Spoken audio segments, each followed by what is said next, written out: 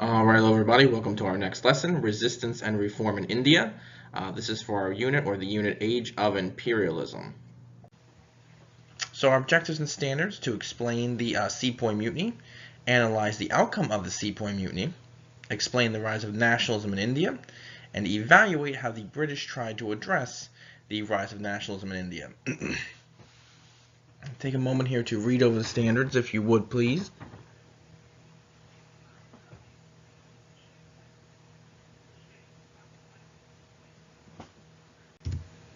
And our desired result is: how did Indians resist and reform? So, struggles in India. By 1850, Great Britain controlled most of India. There were areas, however, of discontent and frustration, though, within the Indian population. Many Indians felt that the British were trying to convert them to Christianity. Again, just very similar to how many Africans felt in terms of imperialism. And others were upset with the racism that was being expressed towards them. In 1857, gossip spread that the cartridges that the sepoys were the sepoys were using, my apologies, the sepoys were using were greased with beef and pork. Now, many Indians and many sepoy soldiers, of course being Indians, typically tended to be Hindu or Muslims. For those who don't know, Hindus are not allowed to eat beef according to their religion, and Muslims do not eat pork according to their religion. So many Hindus and Muslims who were sepoy soldiers felt it offended their religion. So soldiers disobeyed to use the cartridges because you had to bite the cartridge to open the package, to put the ball and the powder into the rifle, and of course that flavor would get in your mouth, again going against their religion. Those sepoy soldiers who refused were thrown in jail. Now, because of this, other sepoy soldiers rebelled and marched to Delhi in India, where they captured the city. The rebellion quickly spread to other parts of the country, and both sepoys and British soldiers tried to slaughter the other side. This was a very bloody resistance, a very bloody movement, and it would take over a year before the country would return to a sense of calm. Finally, the British government sent troops to help the East India Company. Remember that the East India Company pretty much controlled most of India without the British government's help. So the British government finally had to step in excuse me, to help bring about peace and restore the country. So here's a picture of the Sepoy Rebellion. You can see, just how, violent, and you can kind of tell by the facial expressions of both sides here how fierce the fighting was in terms of the Sepoy Rebellion.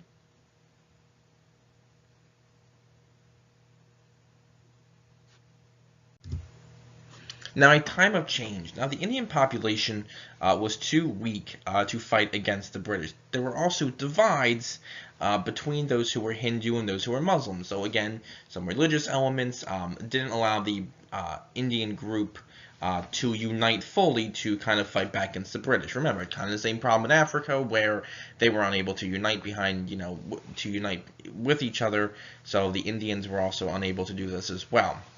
In 1858, Great Britain, the British government, took direct control of the Indian country. And this time period of rule then becomes known as the Raj. This is a time period of rule of by the British government in India. And this will last for about a few hundred years or so.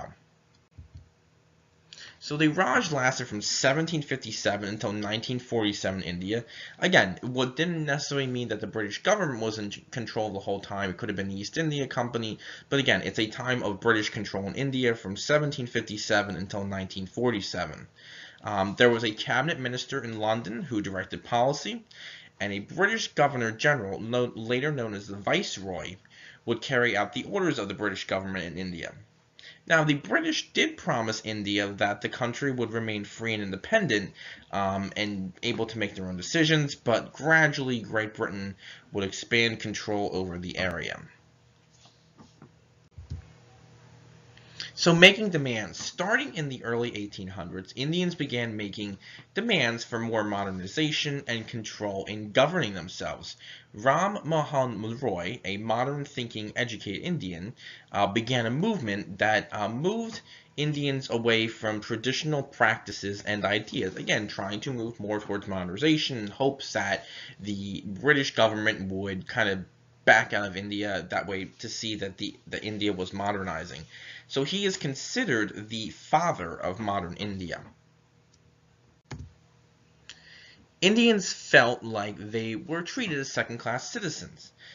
They were prevented from top positions in the Indian civil service, and those Indians that did receive higher positions in terms of government positions were often paid less than the British. So these concerns led to the rise of nationalism, or India trying to kind of reform and form its own country in the nation. Now, there's going to be two groups for Indians, two groups that formed in support of nationalism. The first one was in 1885, and this was the Indian National Congress.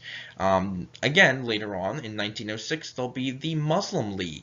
Now, both groups will fight for specific concerns of their groups, but later they're going to look for self-government rights in terms of, hey, we can rule ourselves. We don't need the British government ruling us or making our decisions. We're able to control ourselves. Now, the Bengal province. The Bengal province was an example of an area that was too large to be administered by the British. So the British divided the area up into a Hindu section and a Muslim section. Now, violence and terrorism broke out as a result of this.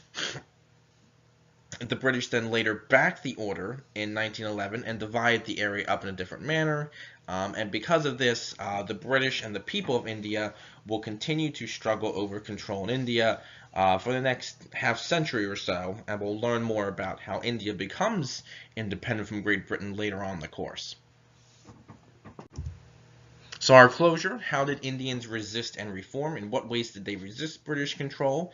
And what were some ways that they tried to reform or make changes to bring about the ending of imperialism in India? All right. So I hope you have a good rest of your day or night. Please let me know if you have any questions, and I'll talk to you soon.